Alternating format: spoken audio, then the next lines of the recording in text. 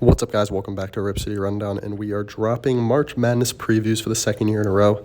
It's going to come from all of us. We're branding this as Off the Trail. We're doing a big Off the Trail week of March Madness. We're going to do previews for every game, and then we are also going to do an Off the Trail podcast of me and West filling out our bracket, so stay tuned for that.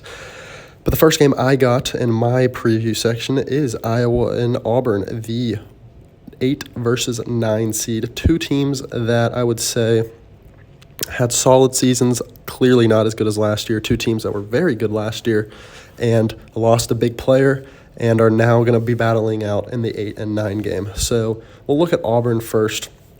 This is a team that was the 2 seed last year but got upset by Miami in, I believe, the second round. But they struggled a bit in SEC play, went 10-8 in SEC play, 20-12 on the year. They honestly, when I look at their schedule, they don't have that elite win on the schedule. Their best win is against Tennessee, but I don't look at that as an elite win now.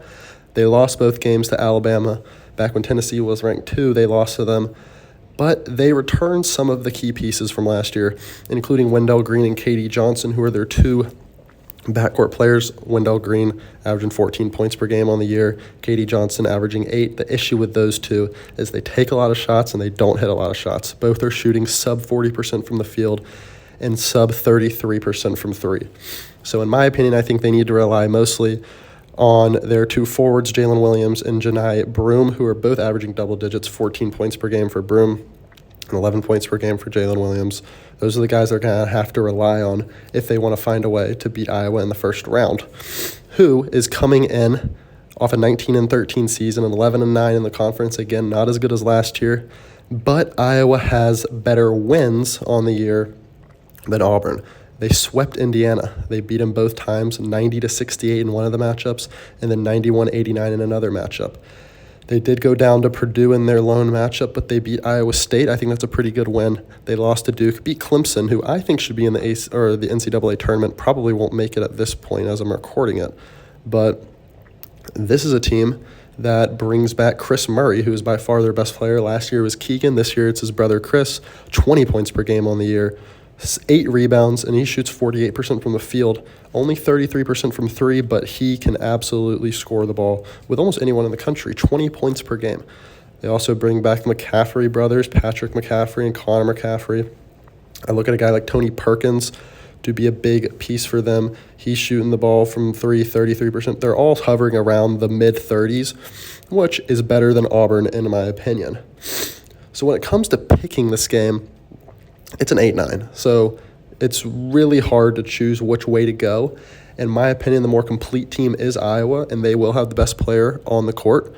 I think I give the coaching edge to Bruce Pearl, even though I think Bruce Pearl, other than that one run he had to the Final Four, he's kind of sputtered a bit in March recently, especially last year.